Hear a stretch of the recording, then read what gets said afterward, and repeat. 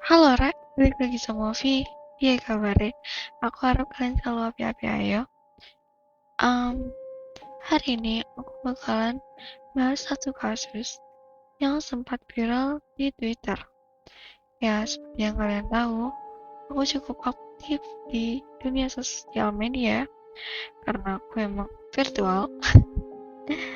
Oke, balik ke topik. Jadi di Twitter beberapa saat lalu tuh ramai dengan tagar yang in nih atau dalam arti bahasa Indonesia Jong In maaf. Dan kalian pasti akan bingung, siapa sih Jong In? Aku juga awalnya bingung. Tapi setelah aku baca thread di Twitter, akhirnya aku tahu siapa Jong In. Dan aku hari ini bakalan menceritakan kisah dari Jong In ini. Jong In merupakan anak kecil yang lahir pada 10 Juni 2019. Lalu seminggu setelahnya, dia dititipkan ke panti asuhan karena kedua orang tuanya tidak bisa merawatnya. Lalu pada saat umurnya 7 bulan, dia diadopsi oleh sebuah keluarga. Ya, seperti yang kalian tahu kan, untuk mengadopsi anak tuh perlu banyak banget proses yang harus dilakukan agar bisa mengadopsi anak tersebut. Keluarga yang mengadopsi ini merupakan keluarga yang dikenal baik di masyarakat dan taat beragama. Ditambah lagi, keduanya memiliki pekerjaan yang baik dan mapan, yaitu sang ayah bernama An yang bekerja di salah satu stasiun televisi di Korea. Sedangkan sang ibu bernama Jang bekerja sebagai penerjemah yang juga pernah pergi untuk studi di Amerika. Nah, tidak hanya itu, mereka juga memiliki seorang anak perempuan yang berumur 4 tahun. Karena alasan itu, pihak panti asuhan percaya bahwa mereka mampu merawat Jong In dengan baik. Ya, karena mereka udah bisa merawat anak mereka gitu ya. Katanya sih Jong In tuh kayak dijadiin teman bermain anaknya gitu loh. Jong In resmi diadopsi oleh keluarga ini pada Januari 2020. Namun, setelah beberapa saat tinggal bersama keluarga barunya, dikabarkan bahwa seorang guru yang ada di penitipan anak melihat kejanggalan pada tubuh Jong In. Katanya, terlihat luka-luka memar di bagian wajah, tapi tidak seperti luka yang diakibatkan oleh terjatuh maupun terbentur. Namun, lebih terlihat sebagaimana luka yang disebabkan oleh lemparan maupun tendangan. Jadi ada kemungkinan besar kalau Jong In ditampar ataupun ditendang oleh kedua orang tuanya. Bukti lainnya, ini ada luka di belakang telinganya dia gitu. Nah, setelah itu, pada tanggal 25 Mei 2020, guru di penitipan tersebut dengan cepat melaporkan ini kepada polisi atas dugaan kekerasan pada anak kecil. Namun laporan tersebut hanya ditutup oleh polisi karena orang tua Jong In beralasan hanya memar yang disebabkan karena mereka memijatnya terlalu keras atau terlalu kuat dan mereka berjanji untuk tidak mengulanginya lagi. Nah, setelah itu polisi pun percaya dan mengembalikan Jong In ke orang tuanya tanpa memberikan hukuman apapun pada orang tuanya. Setelah kejadian itu, keadaan semakin memburuk. Orang tua Jong In ini lebih sensitif terhadap guru yang ada di penitipan tersebut. Nah, Jong In bahkan sempat tidak masuk selama 2 bulan, dari bulan Juli hingga bulan September. Dia hanya masuk sebanyak 6 kali di penitipan tersebut. Padahal, kakaknya atau putri kandung dari orang tua Jong In ini selalu dititipkan di penitipan itu. Tanggal 29 Juni 2020, laporan kedua kembali muncul dari orang yang tidak dikenal. Orang ini tidak sengaja melihat Jong In di dalam mobil, ditinggal sendirian dengan memar dan bekas luka di tubuhnya. Saat itu dia ditinggal sendirian dalam keadaan mobil tertutup, bahkan kacanya pun tertutup. Karena dia khawatir, dia langsung melaporkan ini ke polisi. Dan setelah itu polisi datang langsung menelepon kedua orang tuanya, Cheong-in. Lalu jawaban dari kedua orang tuanya seperti ini. Mereka sedang melakukan edukasi mediatasi tidur ala Amerika. Jadi tidak berbahaya. Polisi pun percaya dan membebaskan kedua orang ini dan mengembalikan Cheong-in ke kedua orang tuanya. Lalu pada sekitar bulan Agustus, keluarga Cheong-in ini sempat tampil di sebuah acara reality yang berjudul Unordinary Family atau Keluarga Biasa, dan memberikan pandangan bahwa keluarga bahagia yang mengadopsi seorang anak. Di salah satu wawancaranya, ayahnya mengungkapkan jika ia ingin menunjukkan pada dunia bahwa tak hanya selebritas, masyarakat pun bisa memilih untuk mengadopsi anak. Adopsi anak bukanlah hal yang memalukan, melainkan sesuatu yang perlu dirayakan, katanya. Sebenarnya dalam siaran itu sudah terlihat wajah Cheong-in yang memprihatinkan dan sangat terlihat kesakitan. Namun karena publik masih belum tahu seberapa mengerikannya kedua orang tua ini, jadi kayak menganggap wah bahagia aja gitu. Sad sih. Aku agak gak kuat bacanya. Pada tanggal 23 September 2020, laporan ketiga kembali diajukan oleh guru penitipan kepada pihak kepolisian. Kecurigaan ini mulai muncul lagi ketika guru ini melihat luka lebam yang semakin banyak di sekujur tubuh Cheong-in. Maka dari itu, untuk memastikannya, guru tersebut membawa Cheong-in ke dokter dan memeriksa keadaan Cheong-in. Setelah memeriksa, dokter memberikan pernyataan bahwa Cheong-in sedang mengalami luka serius. Dan luka ini tuh sudah berjangka waktu yang cukup lama gitu. Jadi udah lama banget. Namun respon dari polisi tetap sama, seperti laporan-laporan sebelumnya, yang mengatakan bahwa tidak ada bukti yang cukup untuk melaporkan kedua orang tua ini. Dan menurut polisi, kedua orang tua ini tuh orangnya baik, gak mungkin ngelakuin gitu. Nah, polisi pun akhirnya mengembalikan Cheong-in dan membebaskan kedua orang tua angkatnya tanpa hukuman apapun dan tanpa penyelidikan lebih dalam. Masalah ini ya aku paham, kalian pasti kesel, aku pun kesel. Pada tanggal 13 Oktober 2020, Cheong-in tidak mau makan sehingga ibunya merasa kesal dan dengan tega memukuli Cheong-in dari jam 9 pagi hingga jam 10.15. Ya, ini 1 jam lebih loh. Sakit gitu loh. Kasihan banget harus disiksa sampai 1 jam lebih. Dan setelah itu tiba-tiba jantung Cheong-in ini berhenti berdetak. Keadaan menjadi darurat. Tapi si ibu tuh tetap santuy aja. Dia bahkan sempat mengirim pesan kepada suaminya kayak menanyakan, ini dibawa ke rumah sakit nggak gitu? Dan si suaminya nyaranin buat dibawa ke rumah sakit untuk kewajiban aja gitu. Nah, dia dengan teganya masih nunggu balasan dari suaminya gitu, nggak langsung pergi gitu. Dia baru dibalas suaminya tuh dia baru memesan taksi dan menaiknya untuk menuju rumah sakit. Namun supir taksi yang terkejut melihat keadaan Cheong-in, dia langsung menyarankan untuk menaiki ambulans saja, karena menurutnya kalau naik taksi pasti susah buat ngelewatin keramaian jalan gitu kan. Tapi si ibu Cheong-in ini tetap santuy gitu, mengatakan bahwa keadaan Cheong-in tidak parah. Jadi karena supir taksi itu udah merasa kayak kasihan sama si Cheong-in, akhirnya kayak maksa banget buat naik ambulans aja menuju UGD.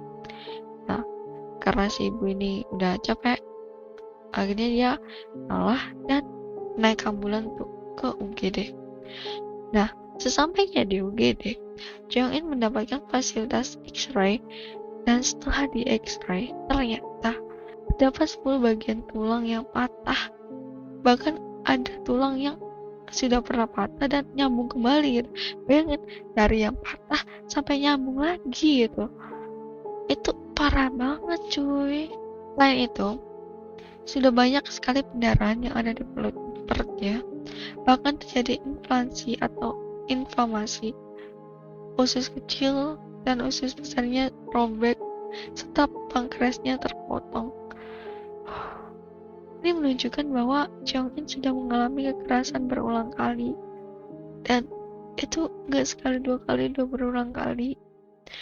Tidak mungkin ada kejadian yang tidak disengaja terjadi pada kasus ini. Ini udah pasti disengaja banget menurut dokternya. Karena melihat kondisi organ dalam Jong In yang bisa diperkirakan bahwa pendarahan yang sangat lama terjadi sebelumnya. Terlebih lagi mengenai sampai terpotongnya pankreas.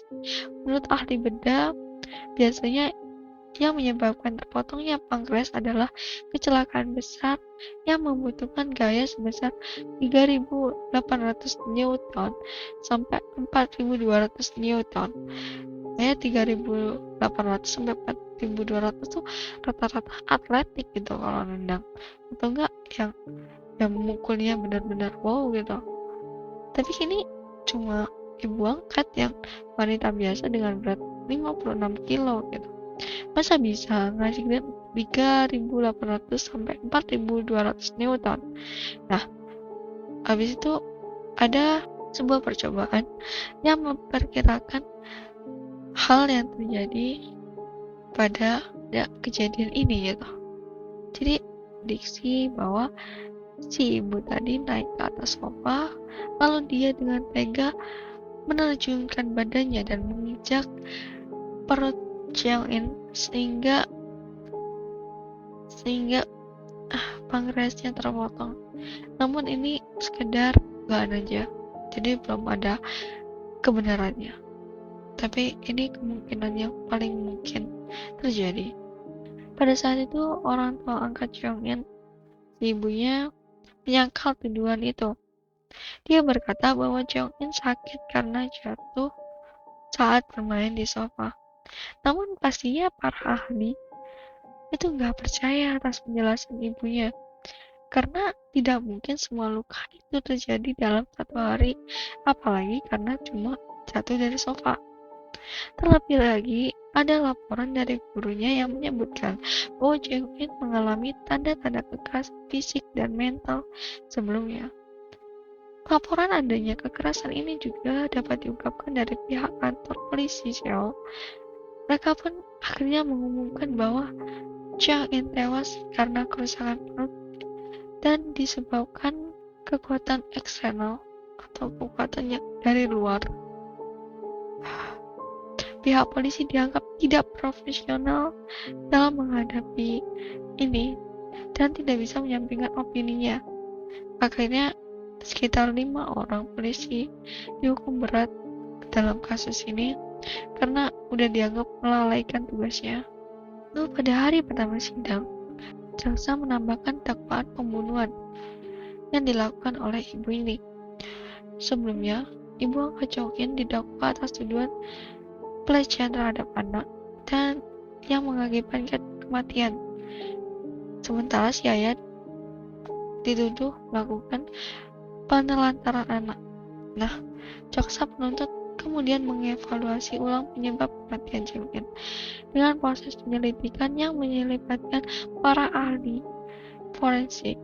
Dan tidak lama setelah itu, muncullah kecurigaan bahwa Chang kemungkinan dengan sengaja membunuhnya, atau setidaknya mungkin telah menyadari bahwa bayi perempuan itu bisa meninggal karena dugaan kekerasan fisik lainnya. Jika memang terbukti bersalah, ibunya akan dijatuhi hukuman seumur hidup atau bahkan lebih berat.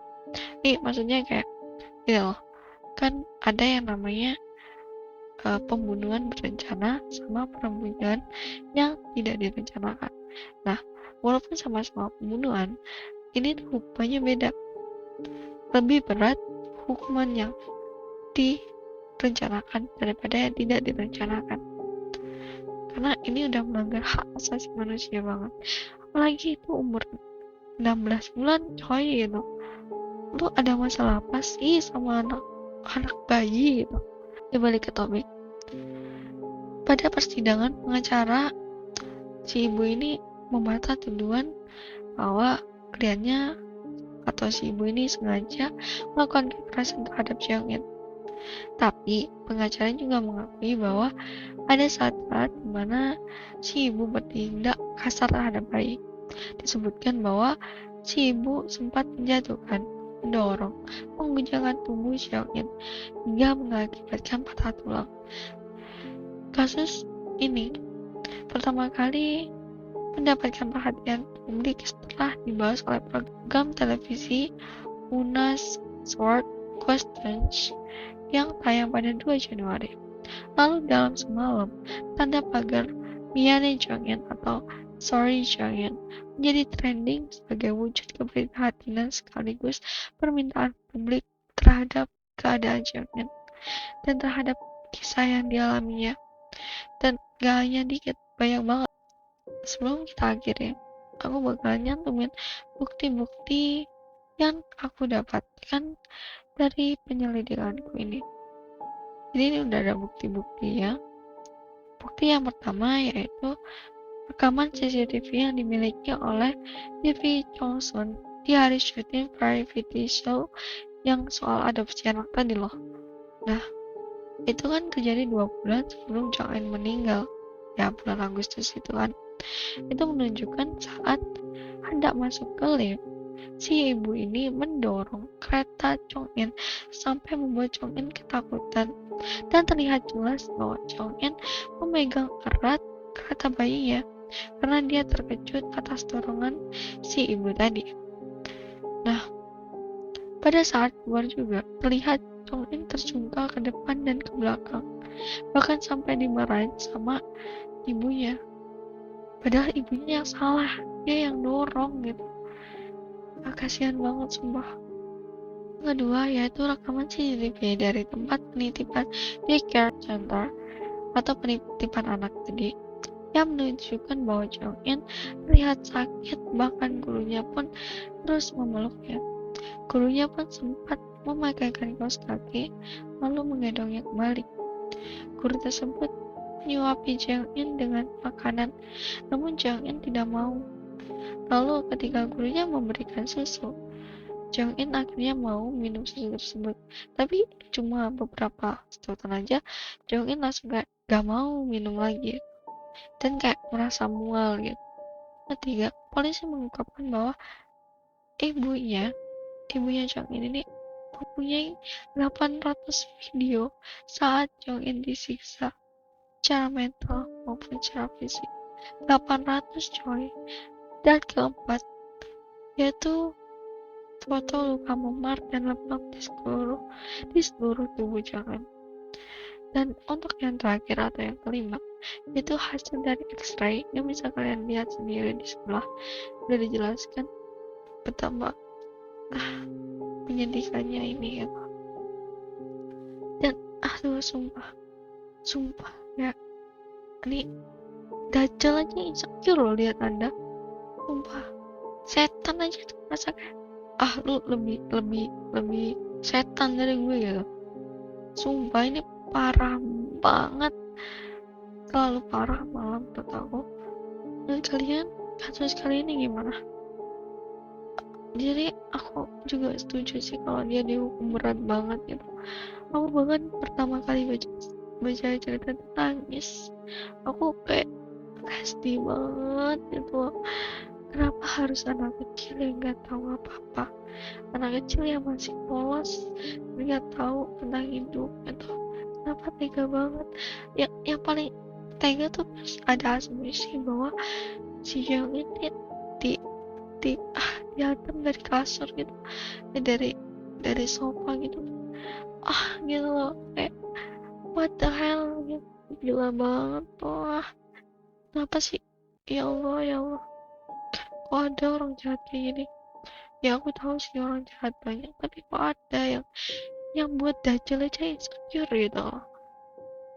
Udah, aku gak paham lagi. Menurut kalian, pendapat kalian gimana? Dan sebelum itu, aku juga ikut sedih atas kisah Jeong ini nih. Ya, semoga Jeongin sekarang udah gak sakit lagi dan udah bahagia di sisi Tuhan. Amin.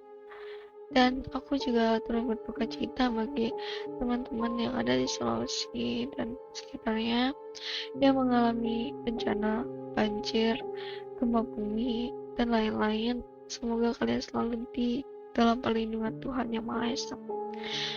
Semoga kalian baik-baik saja di sana. Dan ya, itu aja yang mau aku sampaikan.